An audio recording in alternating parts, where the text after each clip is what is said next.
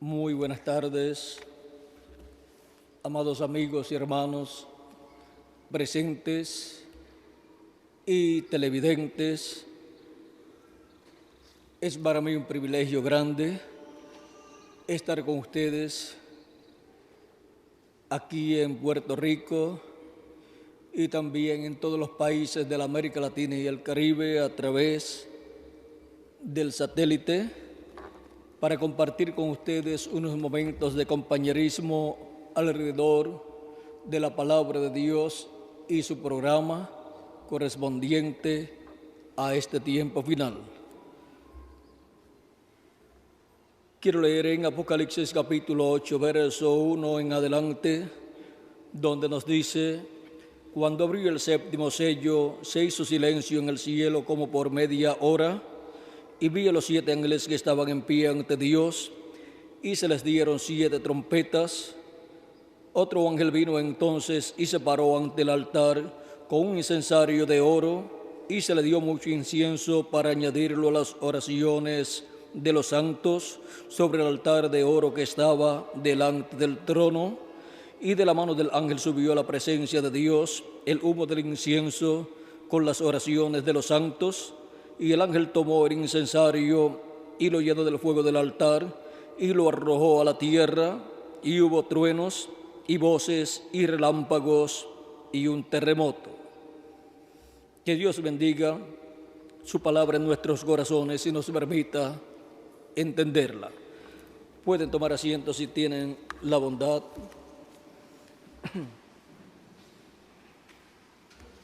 Dice aquí lo que sucedió en el cielo cuando el séptimo sello fue abierto.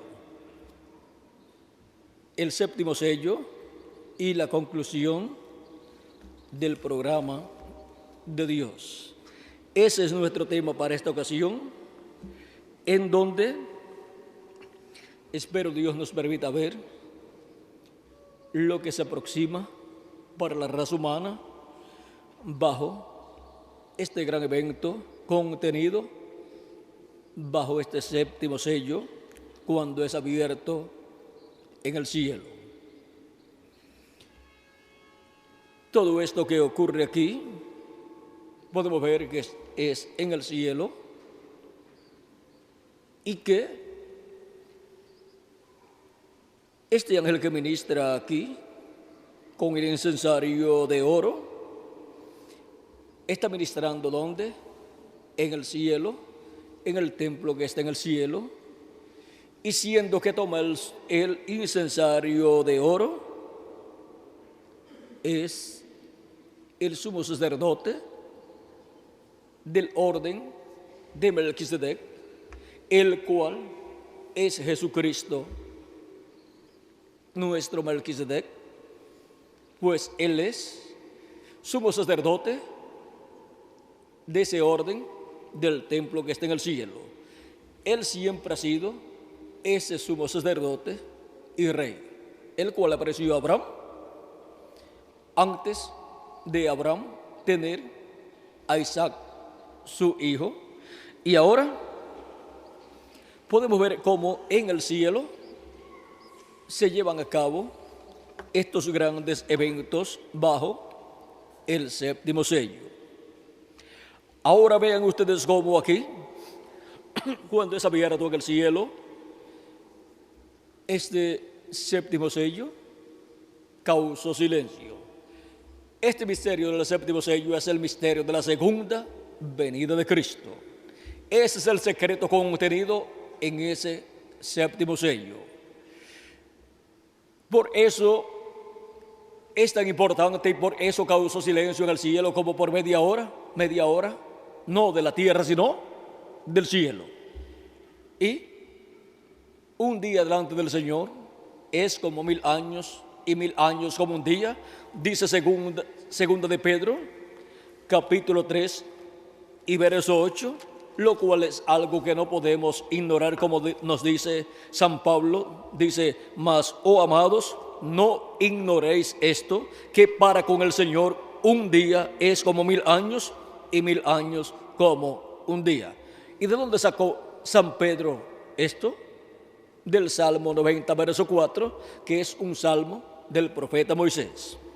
Y ahora, siendo que un día delante del Señor es como 1000 años para nosotros, podemos comprender entonces las palabras de San Pedro y San Pablo cuando nos hablan de los días postreros. Por ejemplo, San Pablo en su carta a los Hebreos, capítulo 1, verso 1 al 2, dice: Dios, habiendo hablado muchas veces y de muchas maneras en otro tiempo los padres por los profetas, en estos postreros días nos ha hablado por el Hijo, a quien constituyó heredero de todo y por quien asimismo hizo el universo. Y ya han transcurrido 2000 años de Jesús hacia acá, si le añadimos al calendario los años de atraso que tiene. Y San Pablo se equivocaría diciendo que aquellos días en que apareció Cristo y predicó eran los días postreros. No se equivocó. Vamos a ver por qué. Eran los días postreros. Y todavía estamos en los días postreros. San Pedro también, hablando de los días postreros en el capítulo 2 y verso 14 del libro de los Hechos, esto sucedió el día de Pentecostés, dice: cuando todos pensaban que estaban borrachos, o muchas personas pensaban que estos 120 discípulos de Jesucristo estaban borrachos, porque les oían hablar en los idiomas de aquellas personas que estaban allí presentes, que habían venido de otras naciones a adorar allí a Dios en Jerusalén, pues eran hebreos aquellas personas y otros eran convertidos al judaísmo. Y ahora encontramos que los escuchaban a estos 120 creyentes en Cristo que habían nacido de nuevo allí el día de Pentecostés. Los encontramos hablando en las maravillas de Dios en otros idiomas, y la gente preguntaba, muchos preguntaban: ¿qué significa esto? ¿No son todos estos que hablan galileos? Porque decían: ¿no son galileos? Porque cada persona, por la forma de hablar y por la forma de vestir, se puede saber de qué territorio son. Y ahora, no son todos estos galileos los que hablan, porque les escuchamos hablar en nuestro propio idioma, en el cual hemos nosotros nacido. Las maravillas de Dios las están hablando en esos otros idiomas. Pues allí estaba el intérprete, el Espíritu Santo, que es el que conoce todos los idiomas. Pues estos discípulos de Jesucristo quizás no conocían muy bien ni el propio hebreo, quizás no conocían toda la gramática, ni pronunciaban muy bien su propio idioma, pero ahora están hablando en otros idiomas. ¿Qué significa esto? ¿No dijo Dios que hablaría en otras lenguas y en lengua de tartamudos? Ahora, vean ustedes, se preguntaban: ¿qué significa esto? Y otros, burlándose, porque nunca faltan los burladores cuando Dios está cumpliendo sus promesas, decían: están borrachos. Y Pedro dice: entonces Pedro, poniéndose en pie con los 11, alzó la voz y les habló diciendo: varones judíos y todos los que habitáis en Jerusalén, esto os sea notorio y oíd mis palabras, porque estos no están ebrios como vosotros suponéis, puesto que es la hora tercera del día, o sea, de 8 a 9 de la mañana.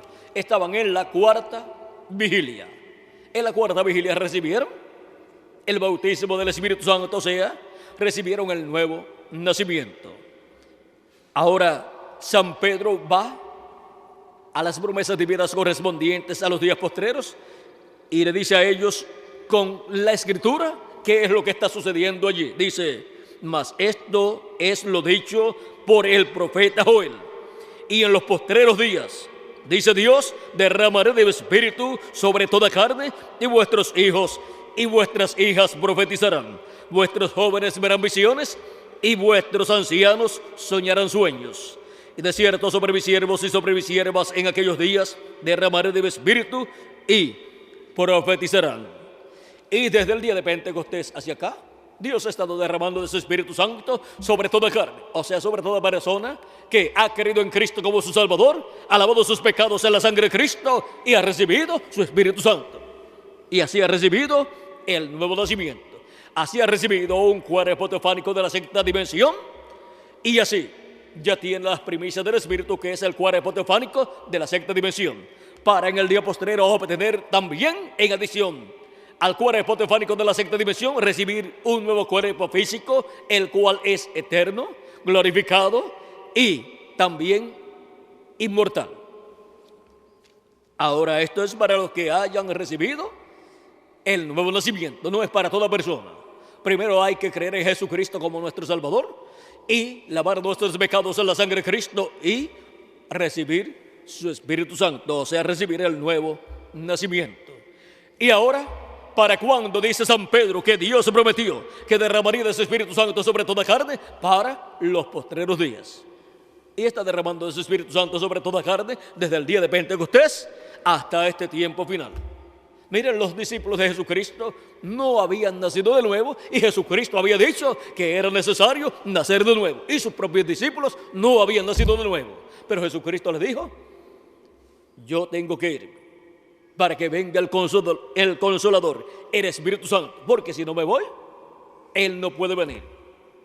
Él habló de la venida del Espíritu Santo, del Consolador, el cual efectuaría el nuevo nacimiento en las personas.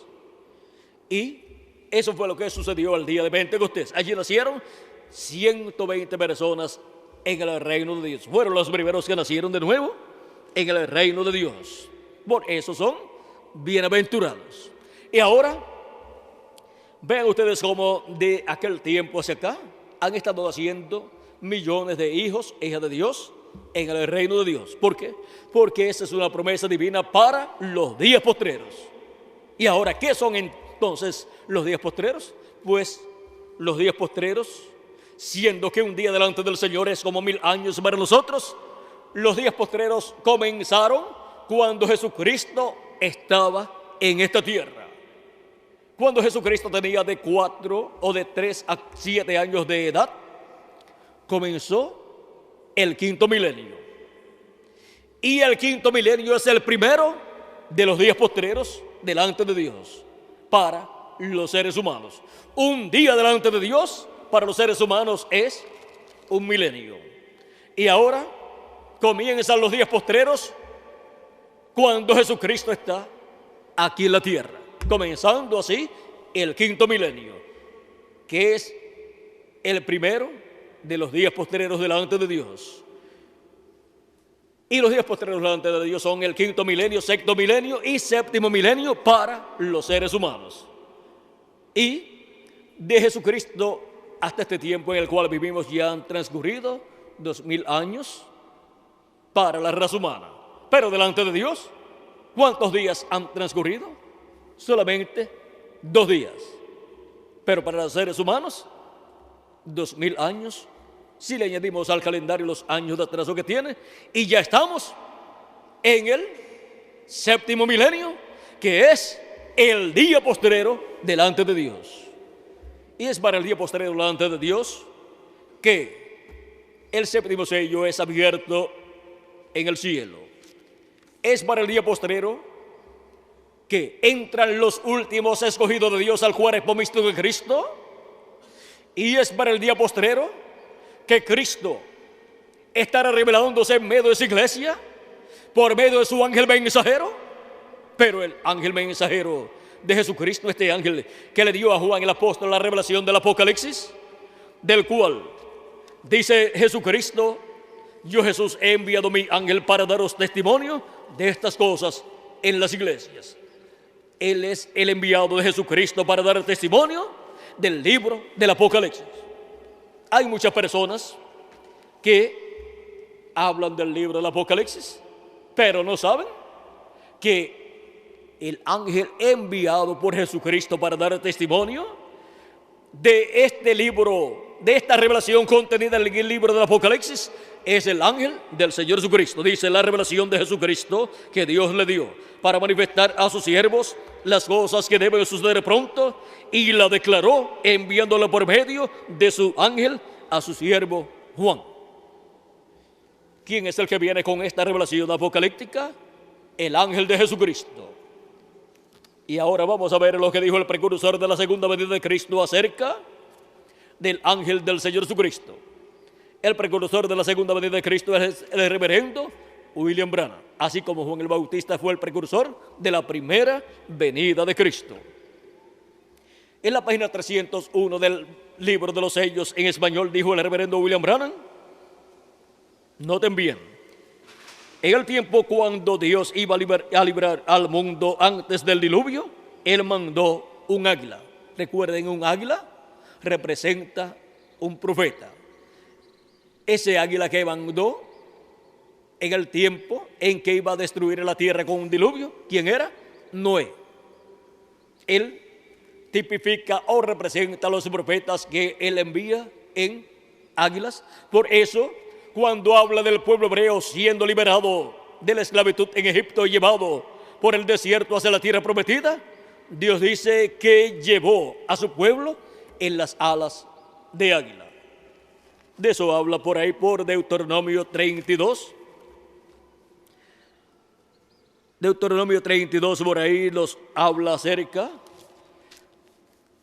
de águilas y dice,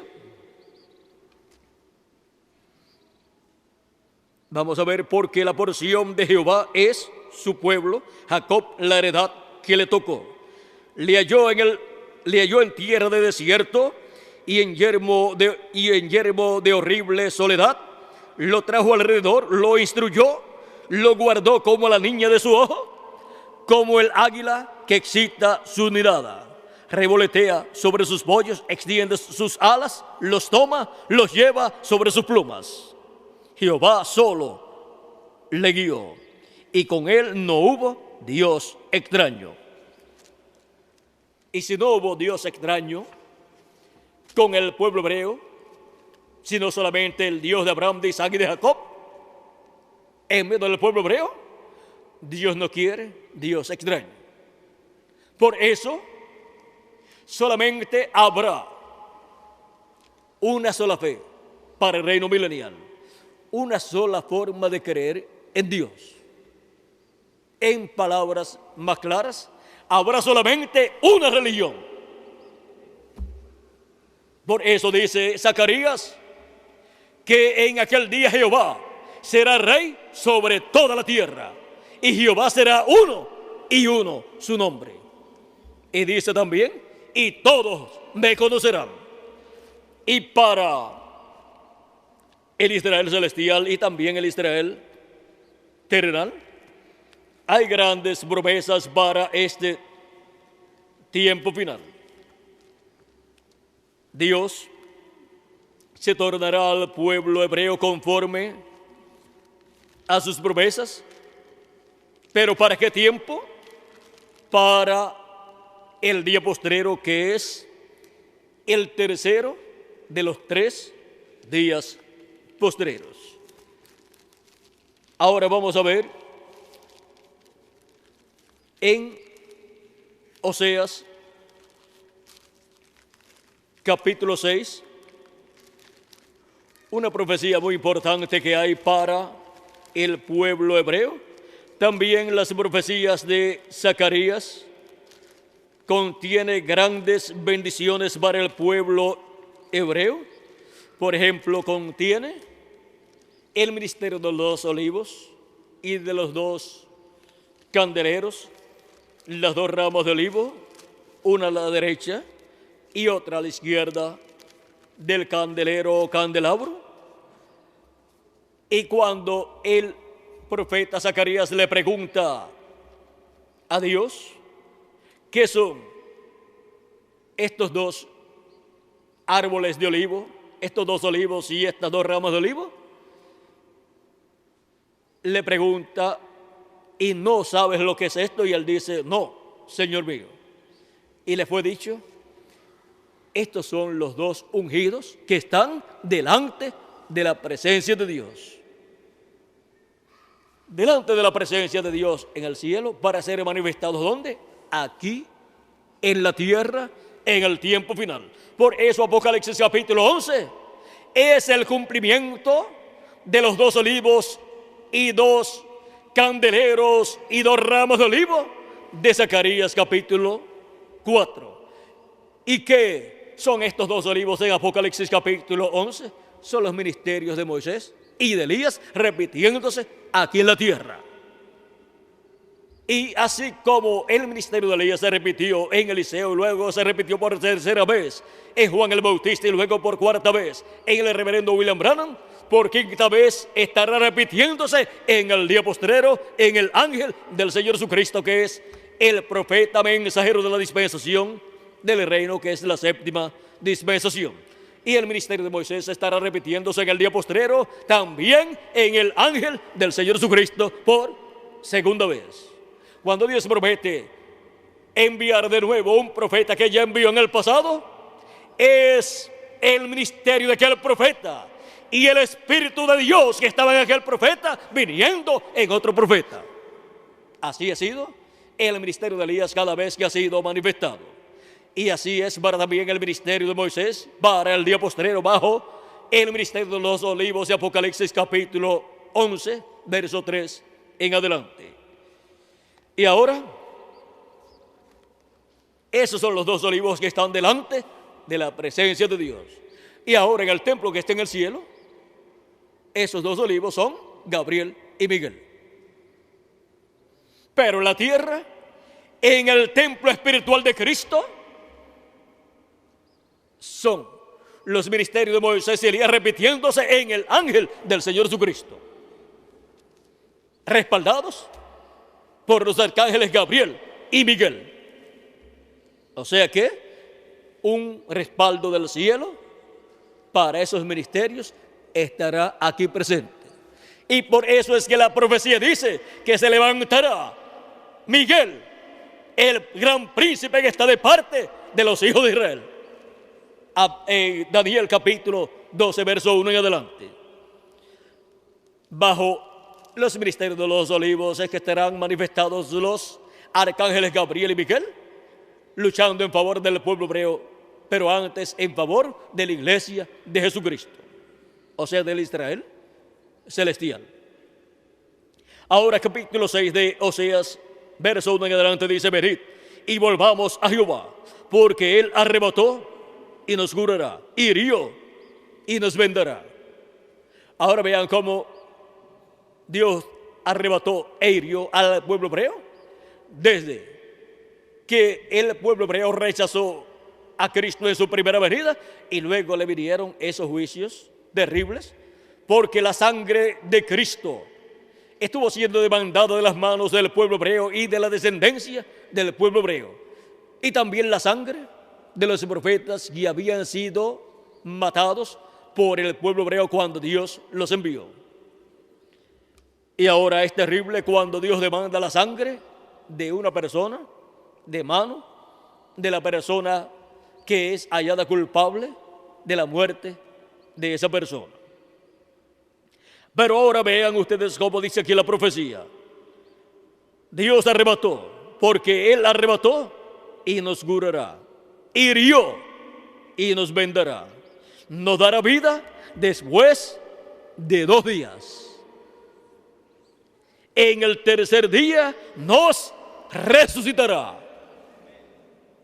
y viviremos delante de él, y conoceremos y proseguiremos en conocer a Jehová. No basta con el conocimiento que el pueblo hebreo ha tenido durante la dispensación de la ley, y no basta con el conocimiento que ha tenido hasta el presente. Dice: conoceremos y proseguiremos en conocer a Jehová. Y Zacarías dice: y todos me conocerán, porque yo mismo que hablo estaré presente. Estará presente en el cumplimiento de la venida del Mesías. Y todos conocerán el misterio de la venida del Mesías. O sea que el conocimiento del pueblo hebreo aumentará. Proseguiremos en conocer a Jehová. Ahora, vean lo que dice: como el alba está dispuesta a su salida. Como el alba. ¿Y cómo es el alba? Comienza con un poquito de claridad en la madrugada cuando está rayando el alba, va aumentando. Está la estrella de la mañana, que representa al Mesías, representa a Cristo. Cristo dijo: al que venciere yo le daré la estrella de la mañana. Apocalipsis capítulo 2, verso 28. Y Apocalipsis capítulo 22, verso 16 dice: yo soy la estrella resplandeciente de la mañana. Así dice Jesús. Y ahora, primero aparece como la estrella resplandeciente de la mañana. Esto es cuando todavía no ha amanecido por completo, pero ya está ahí presente como la estrella resplandeciente de la mañana. Y su mensaje es que ya un nuevo día dispensacional está rayando, está levantándose. Y un nuevo día milenial también. Y un nuevo día dispensacional también. Como el alba está dispuesta a su salida. Ahora al principio, que comienza el alba a esclarecer, se ven algunas cosas, pero otras no se ven, no se comprenden. Una persona de momento no puede esperar entenderlo todo.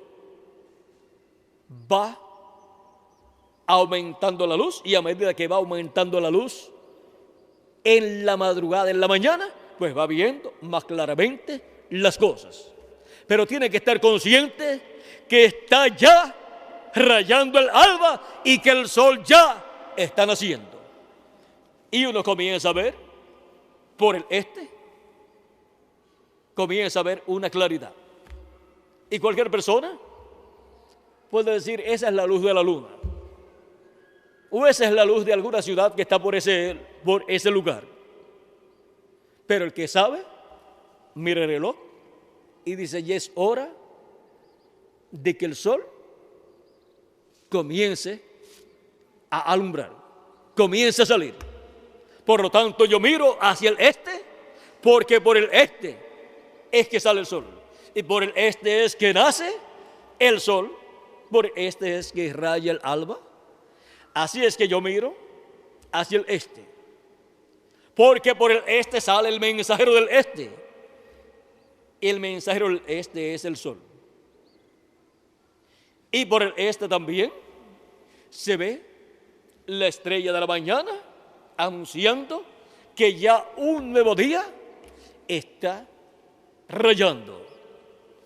Y ahora Cristo ha estado manifestado de edad en edad en sus mensajeros de cada edad, pero ahora, como la estrella resplandeciente de la mañana, estará manifestado en el vencedor. Al que venciere, yo le daré la estrella resplandeciente de la mañana. Esa manifestación de Cristo como la estrella resplandeciente de la mañana estará ¿dónde? En el vencedor, que estará viviendo en el día postrero, cuando estará rayando un nuevo día dispensacional y un nuevo día milenial.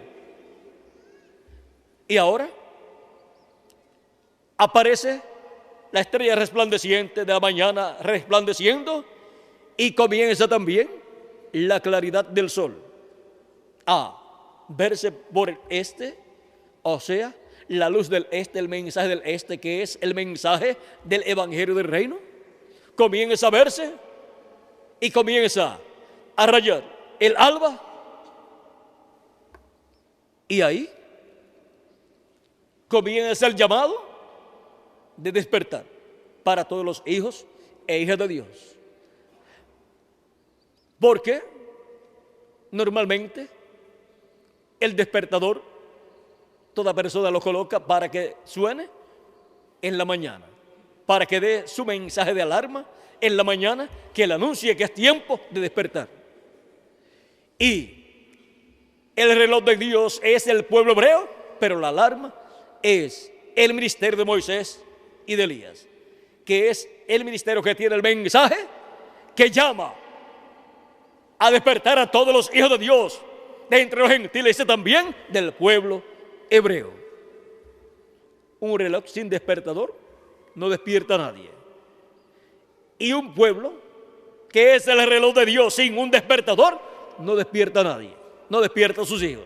Pero el ministerio de los dos olivos, el ministerio de Moisés y Elías, es el despertador que despierta a los hijos de Dios, que los llama con su mensaje del Evangelio del Reino, con esa gran voz de trompeta o trompeta final, dándole a conocer las cosas que deben suceder pronto en este tiempo final.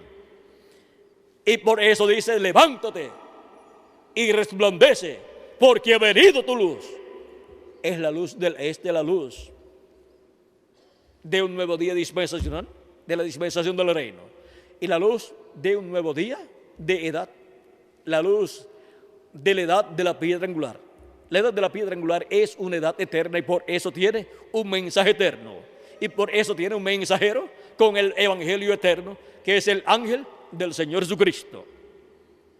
Y ahora, como el alba está dispuesta su salida, se comienza a ver primero la estrella resplandeciente de la mañana, o sea, Cristo, como la estrella resplandeciente de la mañana manifestado en su ángel mensajero.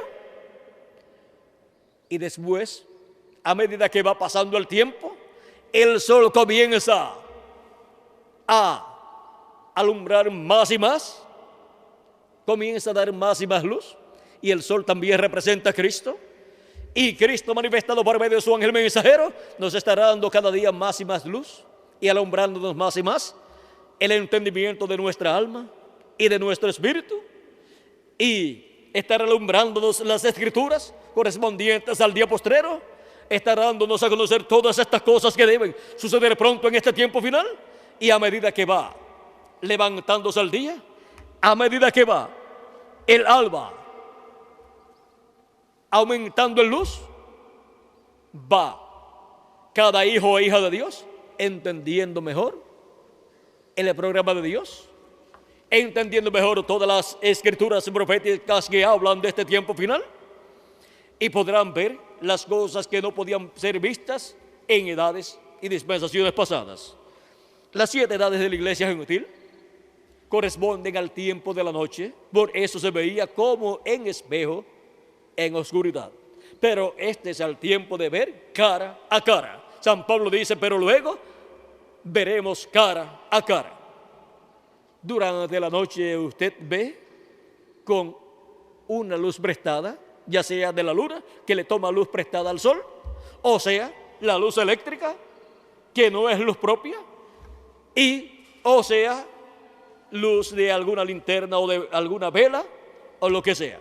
Pero cuando sale el sol, ya usted no necesita ni linternas ni cosas así, ni necesita tampoco la luz de la luna. ¿Por qué? Porque ya el sol salió y no hay nada que alumbre más que el sol. Usted se va al sol allá, bajo el sol, y se lleva una linterna y dice: no, yo quiero leer esto, pero yo quiero leerlo alumbrando con esta linterna. ¿Cuánto usted va a ver allá en el sol alumbrando con esa linterna?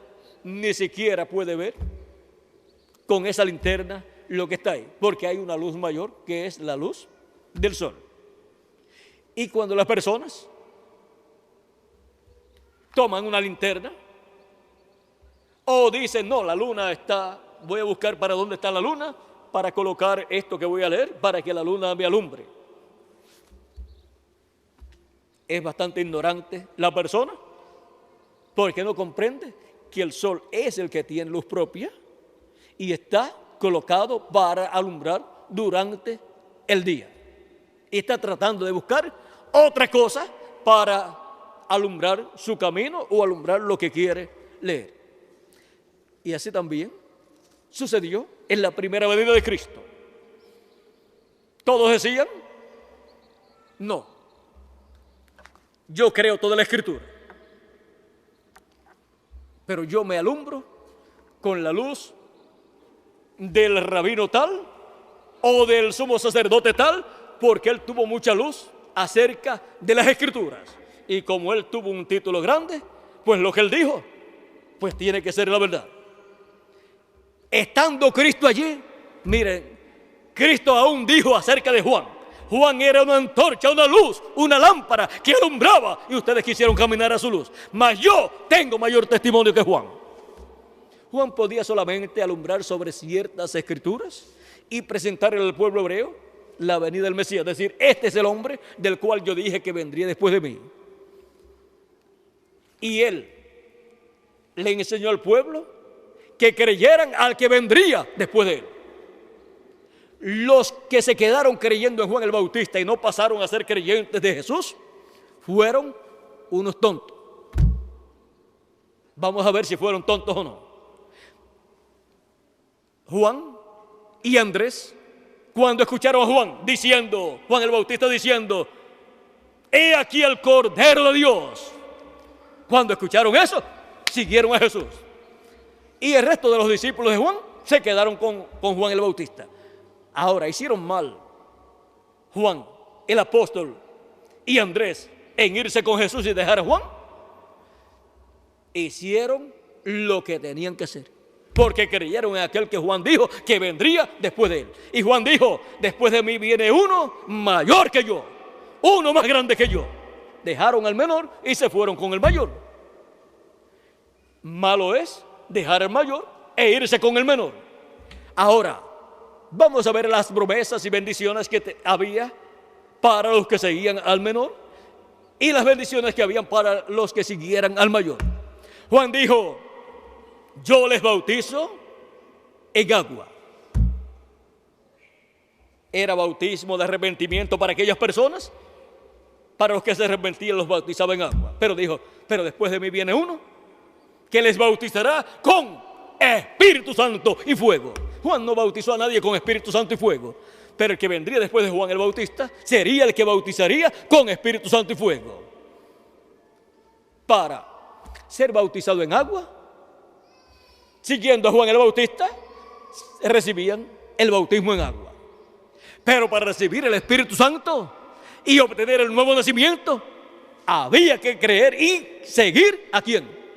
A Jesucristo, el cual bautizaría con Espíritu Santo y fuego. Y ahora encontramos que en el tiempo de Juan el Bautista y Jesús hubo dos grupos creyentes en las profecías de aquel tiempo. Unos con luz hasta Juan el Bautista.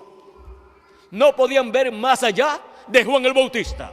Y las cosas que Juan el Bautista decía que vendrían después de él, y el hombre que vendría después de él, estando en medio de ellos, los discípulos de Juan el Bautista no lo podían ver, estando en medio de ellos. Juan decía, en medio de vosotros está uno, el cual vosotros no conocéis.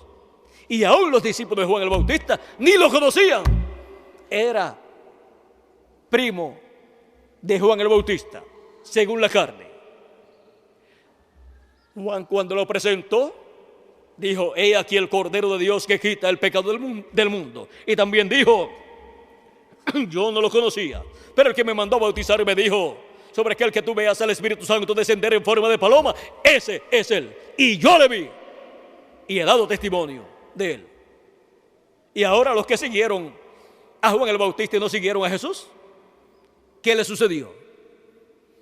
Ahora vean ustedes, la promesa de nacer de nuevo, de recibir el Espíritu Santo, era para ¿quiénes? Para los que siguieran al precursado. Los que seguían al precursor llegaban hasta el bautismo en agua. Y tenían las promesas de uno que vendría después de Juan el Bautista, el cual les bautizaría con Espíritu Santo y fuego. Pero no podían recibir ese bautismo del Espíritu Santo y fuego y obtener el nuevo nacimiento hasta no verlo y recibirlo. Si no lo reconocían, nunca iban a recibir el bautismo del Espíritu Santo y fuego. Hubo dos grupos, el de Juan y el de Jesús. Y le vienen a Juan con el cuento, a ver si lo ponían celoso. Mira, ahora aquel del cual tú diste testimonio, ahora a él le siguen más personas que a ti y bautiza más personas que tú. Juan el Bautista dice, a él le conviene crecer y a mí menguar. Los que se quedaron con Juan, se quedaron con el que iba menguando. Los que se fueron con Jesús, se fueron con el que iba creciendo. Y ahora, ya cuando Juan está en la cárcel, le envía dos de sus discípulos a Jesús para preguntarle, ¿eres tú aquel que había de venir o esperaremos a otro? Porque si Jesús no era aquel que había de venir, del cual Juan había dicho: después de mí viene uno, del cual yo no soy digno de desatar la correa de su calzado. Entonces Juan el Bautista tampoco era el precursor de la primera venida de Cristo. Y entonces todo lo que había anunciado Juan y lo que había hecho estaba perdido. Pero Jesús, sabiendo que Juan era profeta y sabiendo que lo había enviado delante de él, porque Jesús es el ángel del pacto, el cual había enviado su mensajero delante de él, sabiendo que Juan conocía las promesas mesiánicas, las cosas que haría el Mesías en su venida, comienza a sanar a unos enfermos y abrir los ojos a los ciegos, a echar fuera demonios y a predicar. Y le dice: vayan a Juan y digan lo que ustedes han visto. Los cojos andan, los ciegos ven, y a los pobres es predicado el evangelio. No tenía Jesús que decirle: digan a Juan que yo soy el Mesías. No, porque toda persona y todo ministro por la Escritura tiene que saber las cosas que están prometidas que el Mesías hará en su venida. Ahora no las va a hacer todas a la misma vez.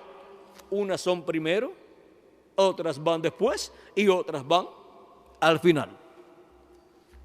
Y ahora, cuando le llevan la noticia a Juan de las cosas que Jesús está haciendo, Juan tiene que comparar esas cosas que Jesús está haciendo con las que el profeta Isaías en el capítulo 61 dice que hará el Mesías.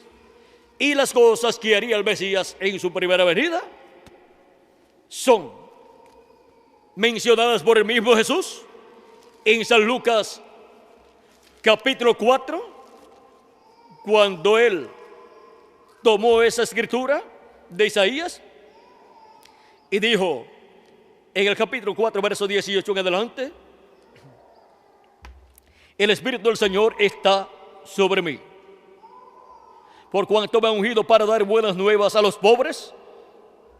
¿A predicar a quiénes? A los pobres. Siempre la mayor parte de las personas dicen: si a los ricos se les está predicando y ellos están creyendo, eso es de Dios. Pero miren, aquí dice: para predicar a quiénes, las buenas nuevas a quiénes, a los pobres. Así es que las personas tienen que comprender que si la profecía dice que a los pobres sería predicado el evangelio, los pobres estarían escuchando al Mesías en su venida 2000 años atrás, predicando el evangelio a los pobres y cumpliendo todas estas promesas. Me ha enviado a sanar a los quebrantados de corazón, a pregonar libertad a los cautivos y vista a los ciegos, a poner en libertad a los oprimidos, a predicar el año agradable del Señor. Y enrollando el libro lo dio al sacerdote, o sea al ministro, y se sentó, y los ojos de todos en la sinagoga estaban fijos en él. Y comenzó a decirles: hoy se ha cumplido esta escritura delante de vosotros. Y ahora el Mesías en medio del pueblo hebreo, cumpliendo la profecía, comenzando su ministerio. Vean, no podían decir: no, la escritura dice: horadaron mis manos y mis pies, que me muestre sus manos y sus pies. Eso era para el final de su ministerio. Y ahora, ¿creen ustedes que todo el mundo dijo: gloria a Dios, que tenemos al Mesías presente? No, señor. Vamos a ver lo que sucedió ahí. Y todos daban buen testimonio de él y estaban maravillados de las palabras de gracia que salían de su boca. Y decían: ¿no es este el hijo de José? Ahí comienzan a buscarle algún motivo para decir: no puede este ser el Mesías, porque este es hijo del carpintero José, o sea, de un hombre sencillo. No es hijo ni del sumo sacerdote, ni es hijo de un hombre rico, sino de un pobre carpintero de Nazaret. Él les dijo: sin duda me diréis este refrán: médico, cúrate a ti mismo. De tantas cosas que hemos oído que se han hecho en Capernaum, haz también en tu tierra. Y añadió: de cierto os digo que ningún profeta es acepto en su propia tierra. porque en su propia tierra le conocen y dicen, este nació en tal sitio. Otros dicen, este estudió conmigo en la escuela. Otros dicen, nosotros conocemos a sus padres. Y así por el estilo. Y luego dicen, no puede este que nosotros conocemos ser un profeta, y menos ser el Mesías. Y en verdad os digo que muchas viudas había en Israel en los días de Elías, cuando el cielo fue cerrado por 3 años y 6 meses, y hubo una gran hambre en toda la tierra.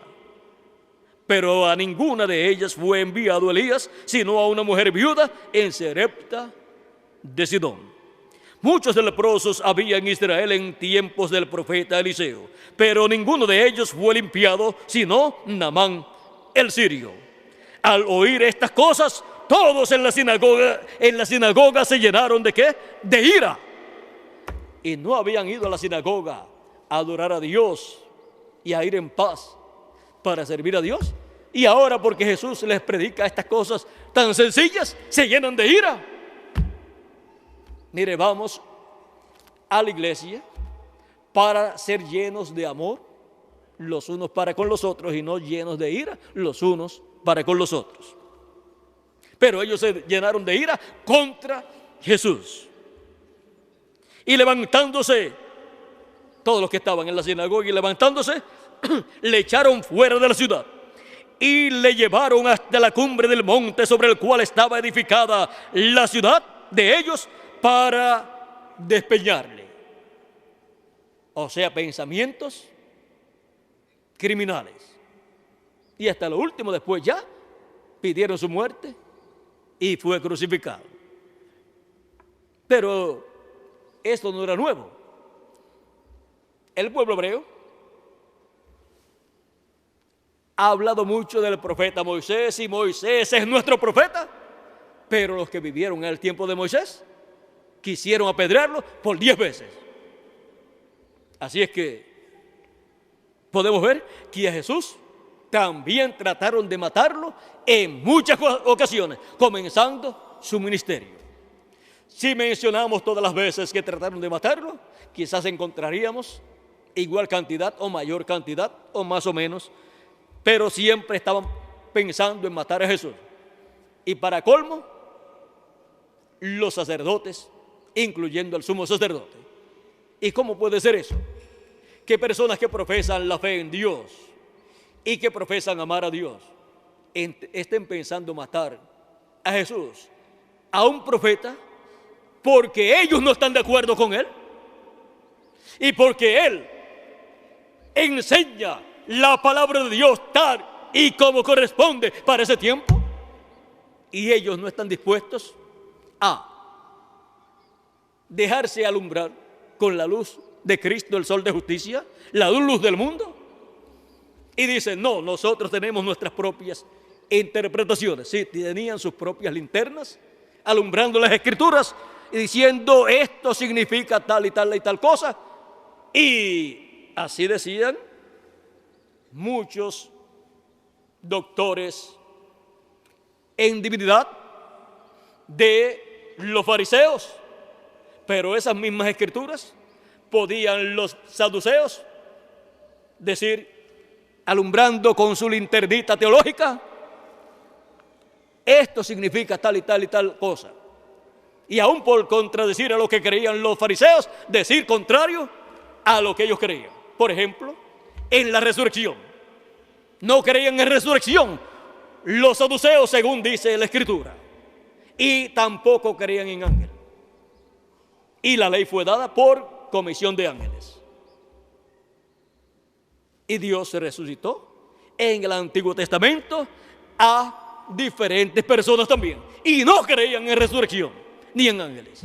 ¿Y cómo puede ser posible que ese sea una persona religiosa y que aún se obtenga un nivel alto, tanto en ministerios de una religión, y no se crea ni en resurrección ni en ángeles? O sea que donde estaban los mayores incrédulos era en la misma religión como grandes líderes religiosos. Con razón ni creyeron en Jesucristo el Mesías que le había sido prometido. Esa fue la mayor incredulidad de los líderes de aquel tiempo, en su mayoría. Digo en su mayoría porque algunos creyeron en Jesús. No todos fueron tan incrédulos. Nicodemo creía en Jesús, Gamaliel también, José también, de Arimatea, y otros también creían. Pero usted sabe, cuidándose de que no fueran a señalarlos como que eran completamente seguidores de Jesucristo, porque perdían su posición en el concilio del Sanedrín o en alguna posición de la religión hebrea o posición social o económica que tenían en aquel tiempo. Algunos se cuidaban, pero sabían que Jesús era el Mesías. Dice que muchos de los príncipes de Israel creían en Jesús, pero por la gloria humana, no. Lo declaraban abiertamente por no perder esa posición que ellos tenían. Pero uno tiene que ser sincero con Dios y con uno mismo y con los demás. O cree o no cree. Uno tiene que ser tan sincero con Dios y con uno mismo que uno debe estar dispuesto a morir por lo que cree. Como estuvieron dispuestos a morir los profetas del Antiguo Testamento, el mismo Jesucristo y los discípulos del Señor Jesucristo, sin negar a Jesucristo. Ahora, vean ustedes cómo aquí en este pasaje que hemos leído, cuando Jesucristo les da las buenas nuevas de que ya el Mesías está en la tierra y les muestra por las Escrituras que esa promesa mesiánica de Isaías 61, el ungido con el Espíritu de Dios para predicar el año de la buena voluntad de Jehová, está en la tierra y se está cumpliendo esa escritura en medio del pueblo hebreo a través de él. Vean ustedes, eso fue un escándalo para ellos y trataron de matarlo, en vez de decir gloria a Dios. El Mesías está con nosotros y es uno de nuestra ciudad. Qué privilegio tan grande nos ha dado Dios aquí en Nazaret, que el Mesías esté viviendo en Nazaret y que de Nazaret, de aquí, salga el Mesías, aunque no haya nacido en Nazaret, sino en Belén de Judea, pero se ha criado aquí. Por lo tanto, lo hemos hecho ciudadano honorario u honorífico de nuestra ciudad. Pero trataron de matarlo. Es muy triste para una ciudad y para una nación o para una persona rechazar el cumplimiento de lo que ha estado esperando por días, meses, años, cientos de años o miles de años. Es muy triste que un pueblo esté esperando el cumplimiento de la venida del Mesías y cuando llegue el cumplimiento de esa promesa no les guste el Mesías y digan, no, nosotros lo estamos esperando de esta otra manera. Pero vino tan sencillo, miren, un rey, el rey de Israel, ser un obrero de la construcción, el diseñador, el arquitecto y constructor del universo completo, ahora que sea un sencillo carpintero de Nazaret, ni siquiera un ingeniero, un sencillo obrero de la construcción, eso sí que no lo podemos creer. Dios manifestándose como en simplicidad. Pero se ponían muy celosos con Jesús, porque aún siendo que Jesús no había estudiado teología, no tenía un título de doctor en teología como los grandes doctores en divinidad de aquel tiempo, los grandes doctores no podían hacer lo que Jesús hacía. Y decían, ¿cómo puede este hombre hablar o hacer estas cosas sin haber estudiado? ¿Cómo es posible? ¿Cómo podía multiplicar los panes y los peces? ¿Cómo podía decir a la tempestad, enmudece, y se calmaba la tempestad? ¿Cómo podía caminar sobre las aguas? ¿Cómo podía abrir los ojos a los ciegos y los oídos a los sordos? ¿Y cómo podía sanar a los enfermos, a los paralíticos? ¿Cómo podía hacer estas cosas? Eso no se obtiene por doctorados en teología. Eso se obtiene por la unción del Espíritu de Dios, porque es el Espíritu de Dios el que hace esas cosas. Así es que no dependía Jesús de la sabiduría humana, sino de la manifestación del Espíritu de Dios que estaba en él. Y ahora se llenaban de celo porque ellos, con los grandes títulos que tenían, no podían hacer las cosas que Jesús hacía. Y decían, si lo dejamos, el pueblo completo los va a seguir. Eso está en la Escritura. Y decían, hay que acabar con este hombre. En vez de decir, hay que ayudar a este hombre, porque Dios lo ha enviado con esa bendición grande prometida para el pueblo hebreo. Miren, en San Juan capítulo 11, verso 47 en adelante dice, entonces los principales sacerdotes y los fariseos reunieron el concilio y dijeron, ¿qué haremos? Porque este hombre hace muchas señales. Si le dejamos así, todos creerán en él. Y vendrán los romanos y destruirán nuestro lugar santo y nuestra nación. Pensando más en las cosas materiales. Y aún vean ustedes, más adelante vinieron los romanos, el general romano Tito, y destruyó el templo y destruyó la ciudad. Como quiera, iba a ser destruida la ciudad y el templo. Así es que ellos pensaron en la destrucción, y la destrucción solamente podía venir si rechazaban al Mesías. La forma de evitar que fuera destruida Jerusalén y el templo era recibiendo al Mesías. Entonces Caifás, uno de ellos, sumo sacerdote aquel año, les dijo, vosotros no sabéis nada, ni pensáis que nos conviene que un hombre muera por el pueblo y no que toda la nación perezca. O sea que le estaba diciendo que convenía matar a Jesús, convenía que Jesús muriera. Esto no lo dijo por sí mismo, sino que como era el sumo sacerdote aquel año, profetizó que Jesús había de morir por la nación. Y no solamente por la nación, sino también para congregar en uno a los hijos de Dios que estaban dispersos. Así que desde aquel día acordaron matarle. ¿Y quién acordó matar a Jesús? El concilio del Sanedrín, encabezado por el sumo sacerdote. Y eso sí que es algo terrible para una religión, que el concilio de su religión, con el líder máximo a la cabeza, el sumo sacerdote, decreten, acuerden asesinar a un hombre. Y el primer mandamiento decía, no matarás.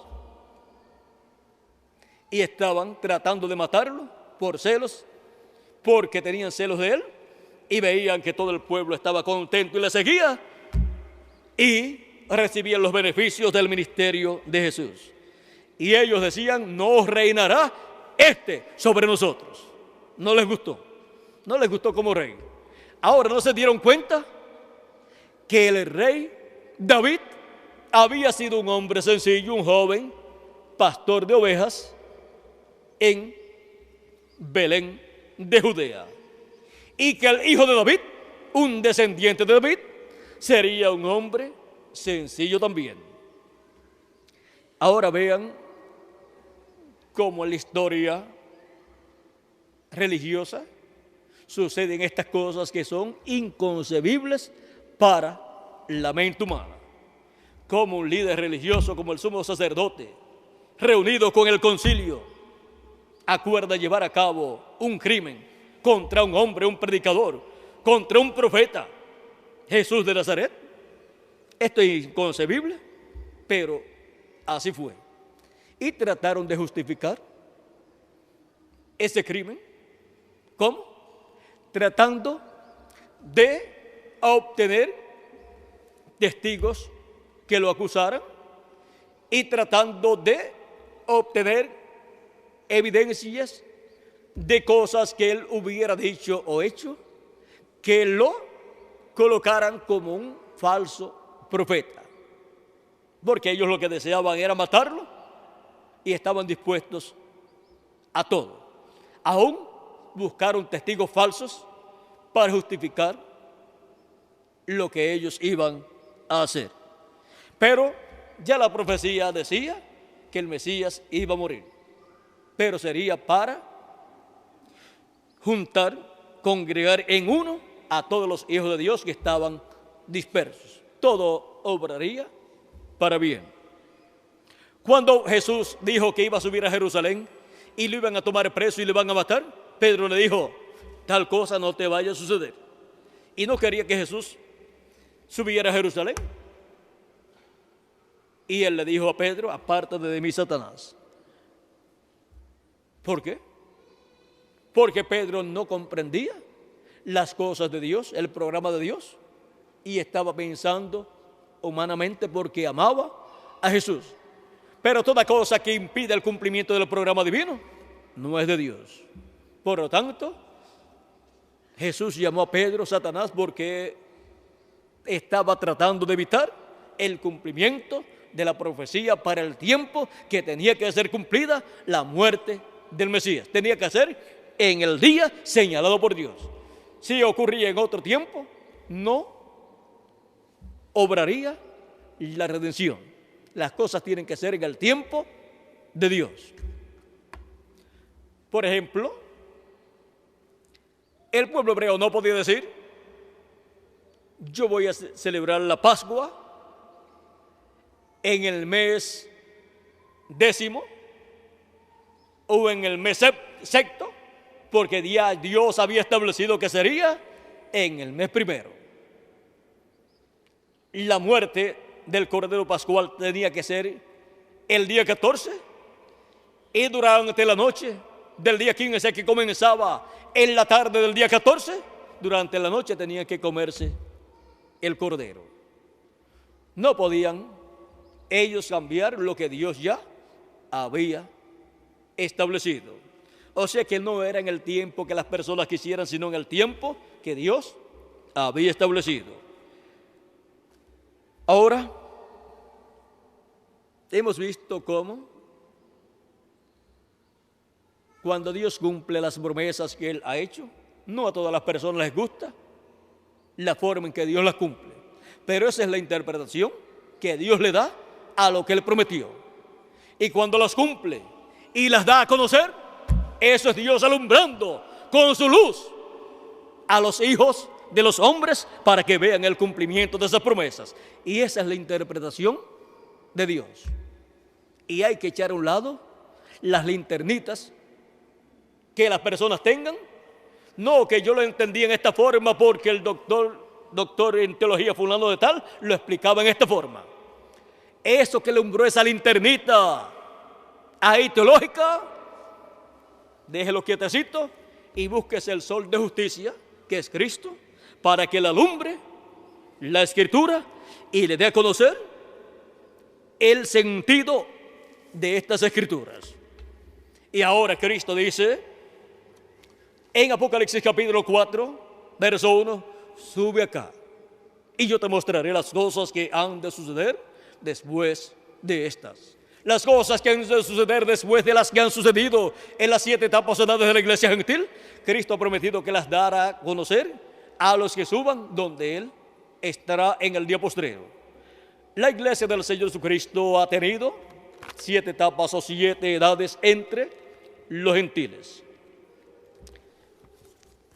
En este diagrama que usó el reverendo William Branham, las tenemos aquí. Esta etapa pequeña aquí marcada es la etapa de los apóstoles y luego viene esta otra más grande, que es la primera edad de la iglesia de Jesucristo entre los gentiles, la cual se cumplió en Asia Menor.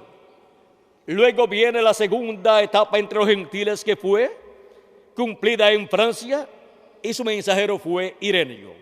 La primera edad, y de la primera edad fue San Pablo, pero de la segunda edad fue Ireneo. Y luego viene la tercera etapa o edad de la iglesia entre los gentiles, en Francia y en Hungría, y su mensajero fue Martín. Luego viene la cuarta etapa de la iglesia de Jesucristo entre los gentiles, en Irlanda y en Escocia, y su mensajero fue Colombo. Luego viene la quinta etapa de la iglesia de Jesucristo entre los gentiles, se cumplió en Alemania, y su mensajero fue Lutero. Luego viene la sexta etapa de la iglesia de Jesucristo entre los gentiles, y se cumplió en Inglaterra, y su mensajero fue Wesley. Ahora vean, en Asia Menor se cumplió la primera edad de la iglesia gentil. En Europa se cumplieron 5 etapas o edades, y ahora la séptima edad se cumplió en Norteamérica, y su mensajero fue el reverendo William Branham. Estos ángeles mensajeros están representados en el templo que está en el cielo como las 7 lámparas de fuego que están delante de la presencia de Dios. Son los 7 espíritus de Dios que recorren toda la tierra y manifestados aquí en la tierra.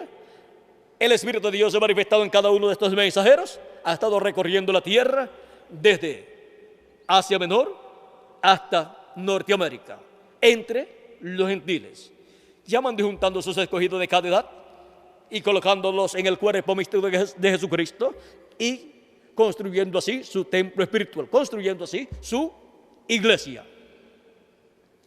Y ahora podemos ver que por medio de cada ángel mensajero, Cristo alumbró las promesas correspondientes a cada edad y dio a conocer las escrituras, las promesas de cada edad, y llamó junto a los escogidos de cada edad. Estos ángeles mensajeros son los líderes de cada edad de la iglesia gentil. Cada uno de ellos presentará a Jesucristo, el grupo de creyentes de su edad. Y luego que se ha cumplido la séptima etapa de la iglesia gentil en Norteamérica, ahora, ¿hacia dónde se ha ido el Espíritu de Dios? Cristo, hablando de la venida del Hijo del Hombre, dijo: como el relámpago que sale del oriente y se muestra en el occidente, así será la venida del Hijo del Hombre. El oriente es la tierra de Israel, que está en el Medio Oriente, donde se cumplió la primera venida de Cristo. Y ahora ha salido del oriente, recorriendo de la tierra de Israel a Asia Menor, de Asia Menor a Francia, de Francia a Hungría, de Hungría a Irlanda y Escocia, de Escocia a Alemania, de Alemania a Inglaterra, y de Inglaterra a Norteamérica, recorriendo así la tierra y creando su templo, su nuevo templo, su templo espiritual. Y ahora, después de la manifestación de Jesucristo, del Espíritu Santo, en el séptimo ángel mensajero, el reverendo William Branham, ¿hacia dónde se ha ido Cristo en Espíritu Santo? Dice que la venida del Hijo del Hombre será como el relámpago que sale del oriente y se muestra ¿dónde? En el occidente. El Hijo del Hombre en el occidente tendrá su manifestación mayor. Esa es la manifestación que verá el pueblo hebreo, así como la manifestación de la primera venida de Cristo, la venida del Hijo del Hombre en el oriente, es la que los gentiles han visto para recibir salvación. Ahora, la venida del Hijo del Hombre en el occidente es lo que verá el pueblo hebreo en el día postrero, y la iglesia de Jesucristo en el día postrero, para recibir la transformación de nuestros cuerpos. Así como para recibir el cuerpo teofánico en el nuevo nacimiento, se requiere recibir, creer la primera venida de Cristo. Y para recibir el cuerpo físico eterno y glorificado, se requiere ver y recibir la segunda venida de Cristo, que es la venida del Hijo del Hombre resplandeciendo en el occidente. Y ahora, ya en el occidente, en la parte norte del occidente, el occidente es el continente americano con el Caribe, En la parte norte ya se cumplió la séptima edad de la iglesia gentil, donde estuvo Cristo manifestado en su séptimo ángel mensajero precursor de la segunda venida de Cristo. Y luego, ¿en dónde estará Cristo manifestado en el día postrero? En el occidente solamente le queda Centroamérica, Suramérica y el Caribe. Para esa manifestación poderosa del Hijo del Hombre en el día postrero. Para esa manifestación, como en los días de Noé. Para esa manifestación prometida por Cristo para este tiempo final. Ahora, en el tiempo final, Él estará dándonos a conocer todas estas cosas que deben suceder pronto, conforme a Apocalipsis capítulo 4, donde dice: sube acá y yo te mostraré las cosas que han de suceder después de estas. Ahora tenemos que subir al cielo, al templo que está en el cielo. ¿Y cómo vamos a subir? No es allí que tenemos que subir, literalmente. De edad en edad, Cristo ha estado subiendo en la construcción de su templo espiritual, y al estar subiendo, ha ido subiendo a través de su manifestación en diferentes naciones gentiles y a través de sus diferentes mensajeros. Y ahora, ven ustedes, si estuviésemos viviendo en el tiempo de la primera edad, teníamos que subir a la primera edad y escuchar la voz de Cristo por medio de San Pablo. Y así, dependiendo del tiempo que la persona estuviera viviendo, tenía que subir a esa edad. Y ahora ya han transcurrido las 7 etapas de la iglesia gentil. ¿Y a dónde vamos a subir ahora? Vamos a subir a la edad de la piedra angular, donde Cristo estará dándonos a conocer todas estas cosas que deben suceder pronto en este tiempo final. Sube acá y yo te mostraré las cosas que sucederán después de estas, o sea, después de las que ya han sucedido en las 7 edades de la iglesia gentil. Y Apocalipsis 22, verso 6 dice: y me dijo, estas palabras son fieles y verdaderas, y el Señor, el Dios de los espíritus de los profetas, ha enviado su ángel para mostrar a sus siervos las cosas que deben suceder pronto. ¿Cómo vamos a escuchar la voz de Cristo dándonos a conocer todas estas cosas? Por medio de su ángel mensajero enviado para dar a conocer todas estas cosas que deben suceder pronto en este tiempo final. Ese ángel mensajero de Jesucristo es el profeta de la dispensación del reino y edad de la piedra angular. Ahora continuamos leyendo lo que dijo el precursor de la segunda venida de Cristo en la página 301 que estábamos leyendo, donde dice: en el tiempo cuando Dios iba a librar al mundo antes del diluvio, Él mandó un águila. Ese fue Noé. Cuando decidió librar a Israel, también mandó un águila. ¿Ese fue quién? Moisés. O sea, un águila es un profeta. ¿No creen ustedes que cuando Juan estaba en la isla de Patmos, este mensaje era tan perfecto que aún no podía ser confiado a un ángel? Ahora, un ángel es un mensajero. Pero ¿sabía usted que aquel mensajero era un profeta? El ángel de Jesucristo dice que era un profeta. ¿Lo creen? Vamos a probarlo. Veamos Apocalipsis 22, verso 9, para ver si no fue un águila. O sea, ese ángel de Jesús es un águila, o sea, un profeta dispensacional. Él era un ángel, un mensajero, pero era un profeta, el cual reveló Juan completamente este libro de Apocalipsis. Ahora veamos lo que Juan vio. Yo, Juan, soy el que ha oído y visto estas cosas, y después que las hube oído y visto, me postré para adorar delante de los pies del ángel que me mostraba estas cosas. Y el ángel me dijo: mira, no lo hagas. Ningún verdadero profeta recibirá adoración o mensajero alguno. Ningún mensajero alguno recibirá adoración.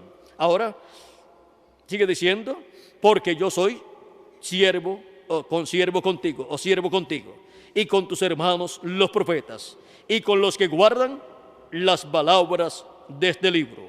Adora a Dios. Ahora podemos ver que este ángel de Jesucristo es un profeta. Y si es un profeta, tiene que ser enviado a una edad y a una dispensación, y con un mensaje. Ahora el libro era tan importante y es la palabra de Dios. Cuidado, cuando la palabra de Dios es revelada, tiene que ser traída por el profeta, porque solamente a él llega la palabra de Dios.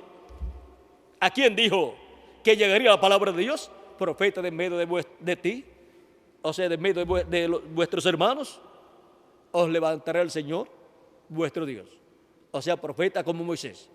Y dice que pondrá su palabra, ¿dónde? En su boca. Esta palabra apocalíptica es colocada en la boca del ángel de Jesucristo y es traída a Juan el apóstol en estos símbolos apocalípticos. Y para el día postrero, Jesucristo dice: yo, Jesús, he enviado a mi ángel para dar testimonio de estas cosas en las iglesias. Ese mismo ángel que fue enviado a Juan el apóstol es enviado a la iglesia de Jesucristo en el día posterior para darle testimonio de todas estas cosas apocalípticas que deben suceder en este tiempo final. Y ahora, por medio de ese ángel, es que se recibirá en el día postrero la revelación de todas estas cosas que deben suceder pronto. De otra forma, nadie podrá comprender estas promesas o profecías apocalípticas que corresponden a este tiempo final. Si Dios dice que envía a su ángel, no busque a otra persona. Busque ese ángel que es el enviado de Jesucristo. Porque por medio de ese ángel es que Jesucristo, el sol de justicia, estará resplandeciendo y alumbrándonos todas estas promesas apocalípticas. No trate de alumbrar con una linternita, cuando el sol de justicia, Jesucristo, por medio de su ángel mensajero, estará dándonos luz para poder ver y comprender todas estas promesas apocalípticas. Y ahora, para este tiempo final, en la obra de Cristo y la conclusión de su programa, Cristo envía a su iglesia, su ángel mensajero, lo envía a su iglesia, al Israel celestial, y luego lo enviará al Israel terrenal. Este ángel no tendrá prisa por ir al Israel terrenal. ¿Y por qué? Porque lo más grande estará ocurriendo en el Israel celestial, en la iglesia de Jesucristo. Y él tiene la comisión de, con el mensaje de la gran voz de trompeta del evangelio del reino, llamar y juntar a todos los escogidos de Dios en el día postrero, en la edad de la piedra angular. Como cada ángel mensajero de cada edad tuvo la comisión de Dios de llamar y juntar a los escogidos de cada edad, en la cual fue enviado en la manifestación del Espíritu de Cristo a través de ese mensajero. San Pablo, cuando quiso ir a Bitinia, dice que el Espíritu Santo se lo impidió y le mostró un varón macedonio diciéndole en una visión: sube acá o ven acá y ayúdanos. ¿Por qué?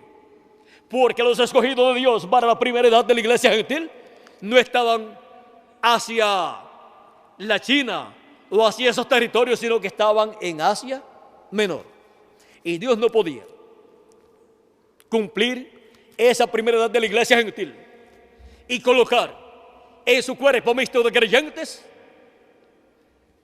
esas personas de allá, del oriente, del este, esas personas de la China, porque los que serían colocados en esa primera edad serían los de Asia Menor.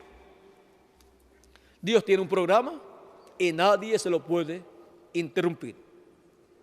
Y si alguien trata de interrumpírselo, se busca problemas con Dios.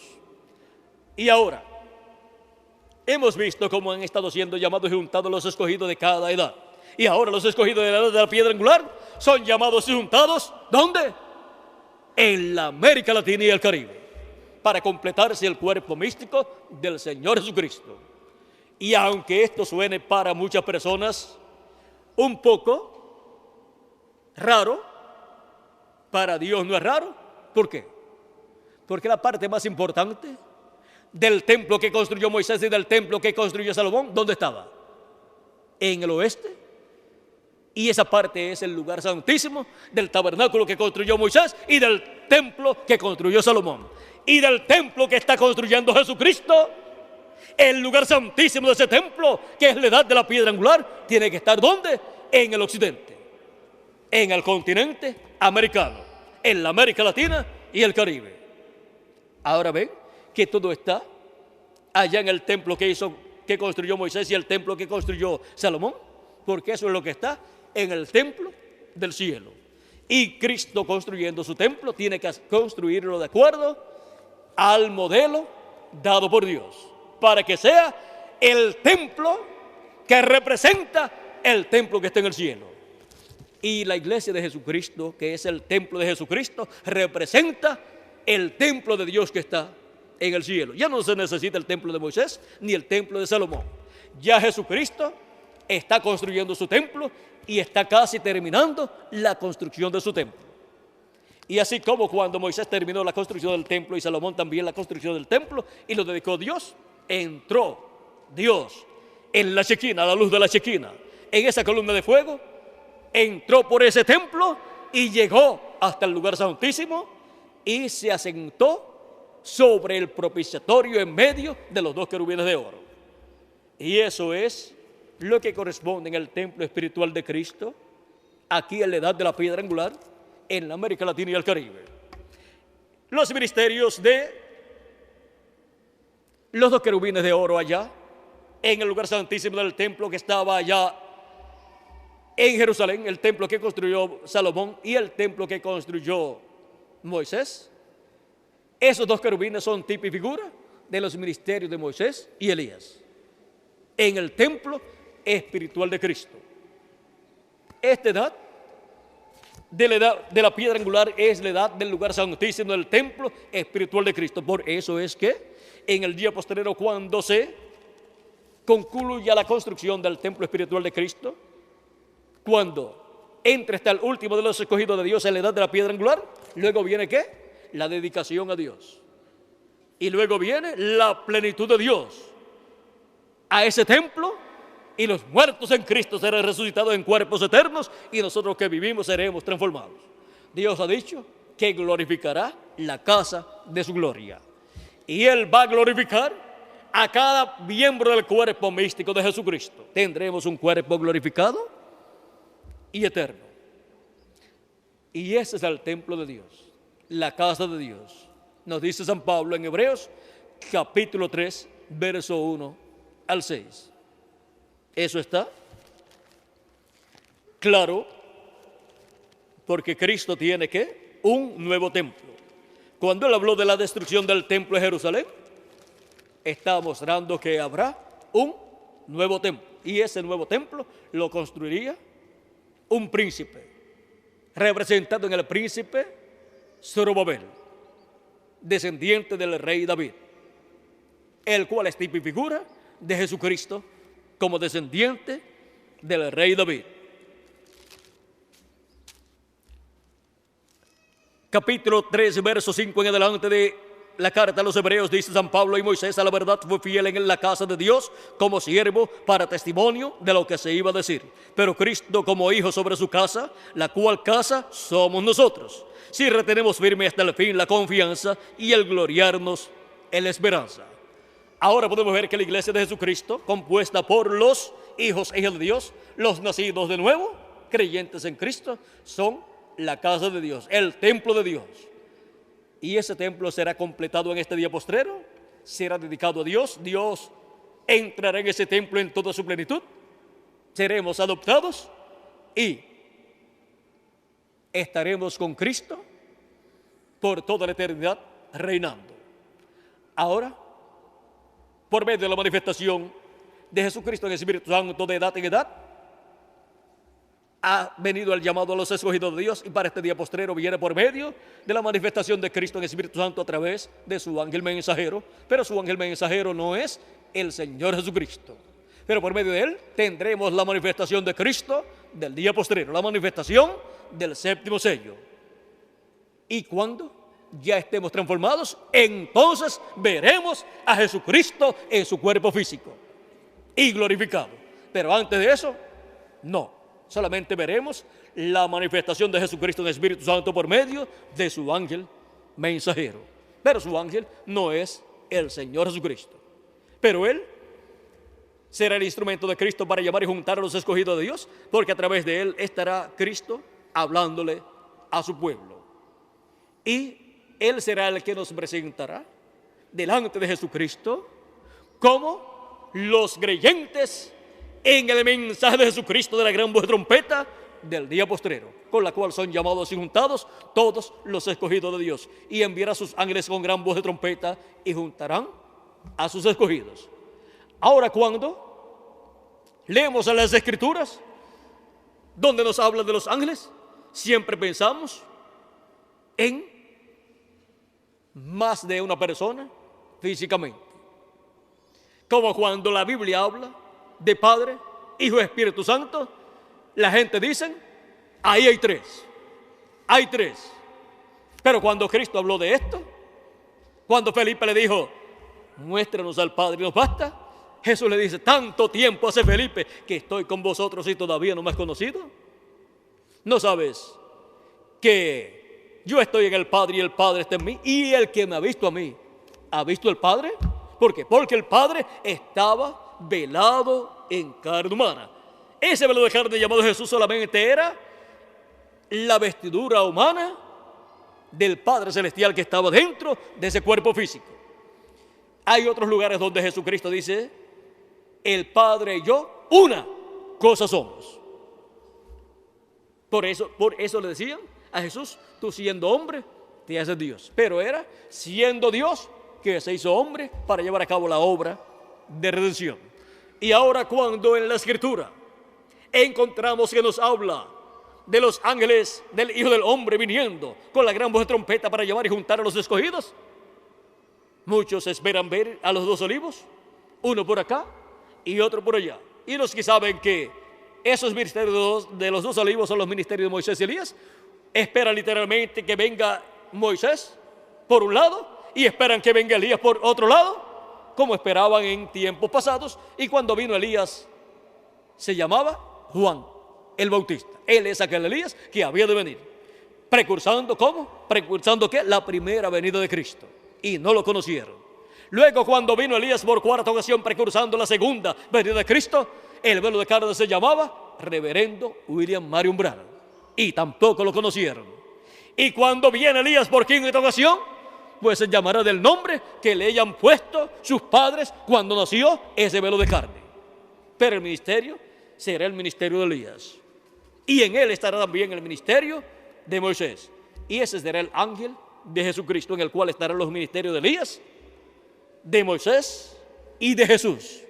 Recuerden sus ministerios. Pero literalmente ni será Moisés, ni será Elías, ni será Jesús. El ángel de Jesucristo ni es Elías, ni es Moisés, ni es Jesús, sino que en él estarán los ministerios de Moisés, de Elías y de Jesús, siendo manifestados, siendo operados por el ángel del pacto, el cual estará manifestado en el ángel de Jesús. Y así será como serán llamados y untados los escogidos de Dios del día postrero. Ahora, ¿vieron lo sencillo que es todo? Cuando decimos Jesús estará hablándonos en el día postrero, y Elías estará hablándonos en el día postrero, y Moisés estará hablándonos en el día postrero, pues miren, estos tres son uno. El ángel de Jesucristo ungido con el Espíritu Santo, y el Espíritu Santo hablando por medio de su ángel mensajero. Ese es el misterio de la venida del Hijo del Hombre con sus ángeles. Pero el ángel de Jesucristo no es Jesucristo, tampoco es Moisés y tampoco es Elías. Él es el instrumento de Cristo para el día postrero. Y cuando ya estemos transformados, entonces veremos a Jesucristo, estaremos con Él en la cena de la boda del Cordero, y estaremos después en el glorioso reino milenial de nuestro amado Señor Jesucristo. Tenemos que comprender claramente que el ángel de Jesucristo no es el Señor Jesucristo, aunque en Él estarán manifestados los ministerios de Moisés por segunda vez, de Elías por quinta vez y de Jesús por segunda vez, en el cumplimiento de lo que Dios ha prometido. Y bajo ese ministerio se estará entrelazando una nueva dispensación, la dispensación del reino, con un nuevo mensaje dispensacional, el mensaje del evangelio del reino. Esa edad no pertenece, la edad de la piedra angular no pertenece a ninguna de las 7 edades de la iglesia gentil. Por eso ese ángel, el ángel del pacto, vean ustedes, manifestado en su ángel mensajero, estará obrando fuera de las 7 edades de la iglesia gentil, para beneficio de todos los hijos e hijas de Dios, para todos los hijos de Dios, no importa en qué grupo religioso estén. Ese ángel mensajero no tendrá barreras con nadie, sino que su mensaje es para todo ser humano, para todo pueblo, nación y lengua. Él estará en favor de todo el pueblo, de todos los hijos de Dios, gentiles y hebreos también. Pero no irá a los hebreos hasta que no se complete el número de los escogidos de Dios, de la iglesia de Jesucristo, y sean resucitados los muertos en Cristo y los vivos seamos transformados. O sea que cuando vaya, irá con un cuerpo, ¿cómo? Eterno, un cuerpo nuevo, y bajo esa fase o etapa no habrá nada que no pueda hacer Cristo por medio de su ángel mensajero. Ahora podemos ver que el misterio del séptimo sello, en la conclusión del programa de Dios, es por medio de la manifestación de Jesucristo, el ángel del pacto, el Espíritu Santo, a través de su ángel mensajero. Por eso es que será algo sencillo y también algo que no toda persona lo podrá comprender, sino aquellos a los cuales es dado conocer los misterios del reino de Dios, los cuales tienen sus nombres escritos ¿dónde? En el libro de la vida del Cordero. Por eso es que el ángel de Jesucristo no estará obligando a ninguna persona. Su mensaje es para toda persona, pero él no estará insistiéndole a nadie, cree el mensaje, sino, ahí está el mensaje, ora a Dios, léelo y pídele a Dios que te ayude a entenderlo para que recibas la bendición de Dios. Y él amará a todas las personas sin importar a qué grupo religioso ellos pertenezcan. Su mensaje es para toda iglesia, para dar testimonio de estas cosas en y a todas las iglesias. Jesucristo dice que ha enviado a su ángel. El resumen del séptimo sello y la conclusión del programa de Dios es que si encontramos a ese ángel mensajero, a ese profeta mensajero, encontraremos el ministerio de Moisés manifestado por segunda vez, encontraremos el ministerio de Elías manifestado por quinta vez y encontraremos el ministerio de Jesús manifestado por segunda vez, porque estaremos encontrando al verbo, al ángel del pacto, el cual es el Dios de Abraham, de Isaac y de Jacob, manifestado en su ángel mensajero en el día postrero, para darnos su amor y su bondad y su revelación, para ser transformados y raptados en este tiempo final. El séptimo sello y la conclusión del programa de Dios. Ha sido para mí un privilegio muy grande estar con ustedes en esta ocasión, dándoles testimonio de estas cosas prometidas para este tiempo final. Que las bendiciones de Jesucristo, el ángel del pacto, sean sobre todos ustedes y sobre mí también. Y pronto se complete el número de los escogidos de Dios y pronto todos seamos transformados y llevados a la cena de las bodas del Cordero en el cielo. En el nombre eterno del Señor Jesucristo. Amén y amén.